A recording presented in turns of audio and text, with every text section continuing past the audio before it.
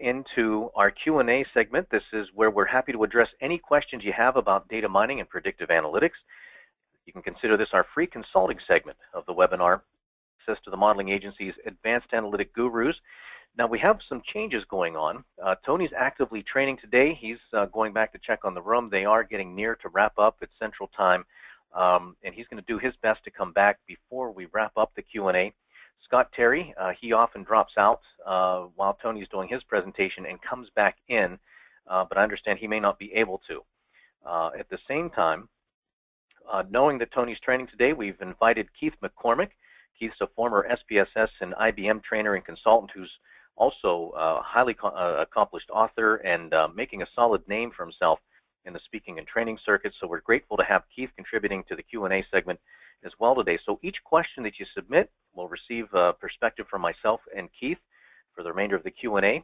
We do have a few good questions coming in now, but there's still room for more. So just enter your questions into the text field of the webinar panel, and I'll be pleased to read them aloud for Keith or myself, and potentially Tony if he makes it back in just a little bit to respond. So let's start with our first question from Shelby. Shelby says, I'm trying to gain support and understanding within my organization to put some architecture in place to facilitate model deployment and productionalization. So my question is, what resources can you recommend to A, help business leaders understand the need for this, and B, help IT folks picture different options available at different scales or cost of the implementation? I often get greedy with these responses. I'm going to refrain on this first one and back up Keith. Keith, I'm going to give you first run at this. If you need me to repeat any part of the question, just let me know. Sure, great, Erica. I really like the question a lot. This one is tricky in one respect. If by resources we mean books in the popular press, deployment, unfortunately, does not get the attention it deserves. In my opinion, you're really not doing predictive analytics unless the model gets deployed. So strategies for letting senior management know about that importance, one certainly is to start early. That's a very big issue. So you want to think of deployment as being a point of discussion in the earliest possible phases, literally from the very first meeting. And then part of it, too, is starting the conversation very early with the folks that would be using the deployed model. So that could be, for instance, having a chat with a couple of nurses that would be manning a nursing station that might have a risk score coming on their screen, or it might be chatting with some sales reps that would be having data pulled from Salesforce.com and then sending them a report of some kind.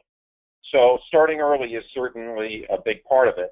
And then another part of it is when the model is built, you don't want to be content just reporting the model to others in the form of a slide deck and say, wow, we got some wonderful insights and let's run with that. What you want to do is kind of go into what I usually call a dress rehearsal. So let's say you're doing insurance fraud. So you might be generating a spreadsheet with 100 or 150 names a month. They're going to be sent to the investigative team. Well, try that out with something very basic like that, but be asking them questions. Okay, everybody, when we go live with this, when we truly go live, what form do you want them in? And I think senior management will always respond to the fact when you involve the folks that are in the trenches, and they explain that they'll be able to use it more or less if it's in a given form, it makes it all more salient and more important. If it's an afterthought and you wait until too late, that's when you endanger the project and you might have no deployment at all.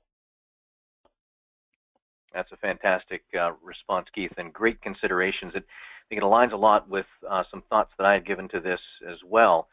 And in part A, helping the business leaders to understand the need for this, what we've done a good bit is to first have a call to understand a little bit about the organization, and if our main contact has had some interactions with leadership to understand what some of their motivations are, we can then tailor an executive level presentation that helps to demystify predictive analytics. It shows where the capabilities are, where the limitations are, and map it to some potential objectives that can be achieved.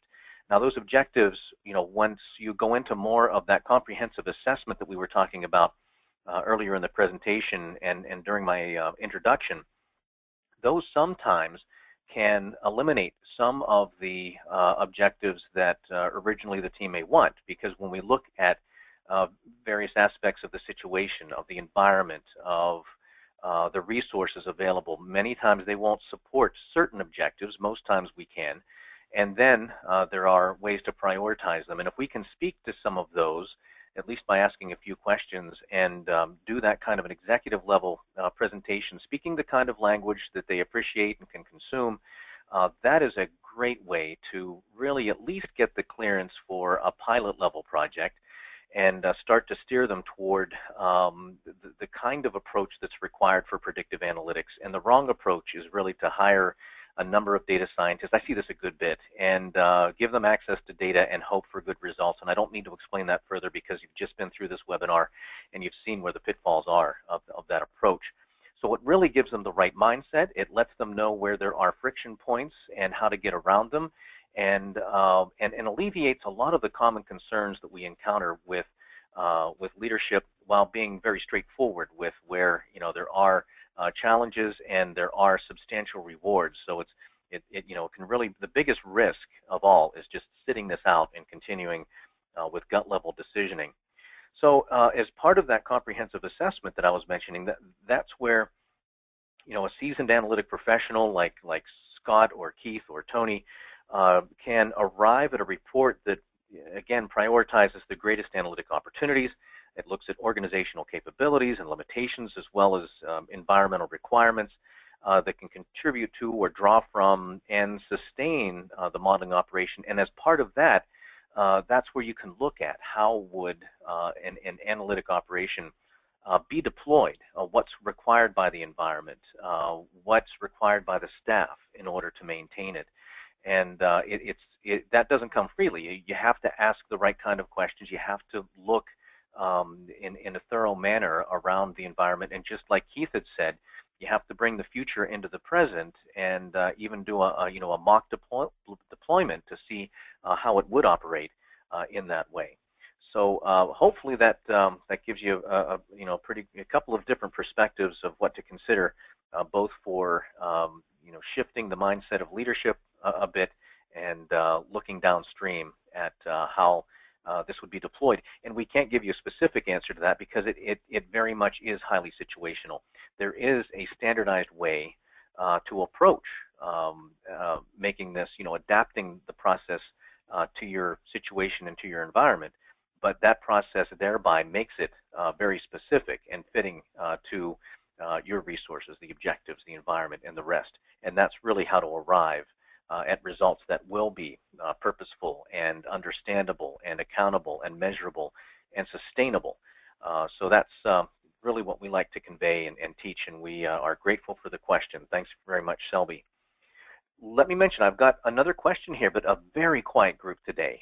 Brian, I know you're with us for probably the third or fourth time. I think you've been quiet before. If you have any questions that you'd like to send over to us, make us dance. We love it. Happy to answer that. And for anyone else in the group, this is the open access here. We have one other question, and really if we get no others, we'll just wrap up a little bit early. Of course, we only have 5 minutes left, so we can probably fill that easily with another question here. So Eileen asks, how do we determine the best data streams needed for predictive analytics? Let me look through the list here and see if Eileen, because we had a few, we're coming up on the end of the hour. It's almost taboo to have a 90-minute session. I see Shelby still with us, so you got to hear your full response there to your question. No, I don't see Eileen, but it's still a great question for those remaining in the event. So Keith, we're not going to get a little more resolution. I know you were curious around what Eileen means about data stream. To let everybody in on the little kind of private texting we were doing, Eric, I was curious about what Eileen might have meant by this and whether or not she was simply referring to a data set or whether it was possibly real time. There's a number of different ways to answer this, so I'm going to take a leap here and assume that this might literally be a data flow or data stream. What's interesting about thinking of it that way is that there's so much talk these days about technologies that can model streaming data. And that's certainly one of the big data topics. What's interesting to say about that is that virtually all the modeling that you're going to do, in fact, I can't think of any exceptions, is going to start with taking historical data offline. So in other words, one does not model a stream per se. But you go, well, Keith, gosh, that's so inconsistent with what I'm seeing. Everybody's talking about how excited they are about modeling streaming data. Well, in my view, the best way to tackle that is you take the historical data offline, you build a model, and then you're going to be deploying on the stream of data. And of course, that's very common. Now, the question is whether it's truly real time or if it's batch, because you could run it as frequently as every hour and still have it be in batch, or certainly you could run it every night or every 8-hour shift or something like that in a factory.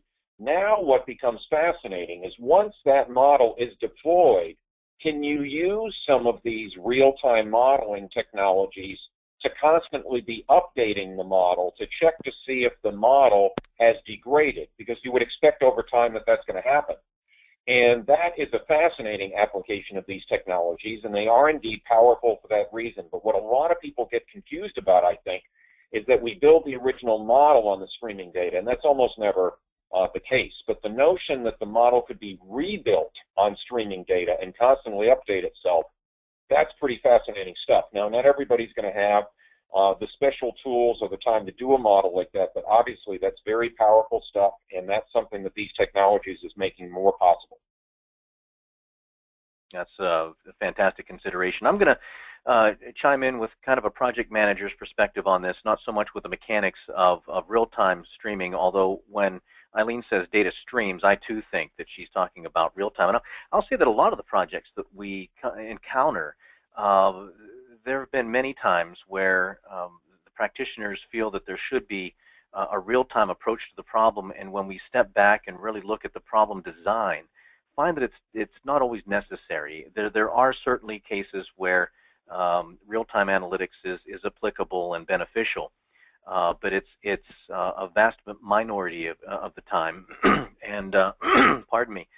And so I think one intent perhaps of Eileen's question is how do we choose which attributes, even if whether it's streaming or whether it's in batch or offline, how can we choose the variables that we want to include for analytics? And I would say, again, you want to look upstream before you even start getting into the data and fully understand your objectives.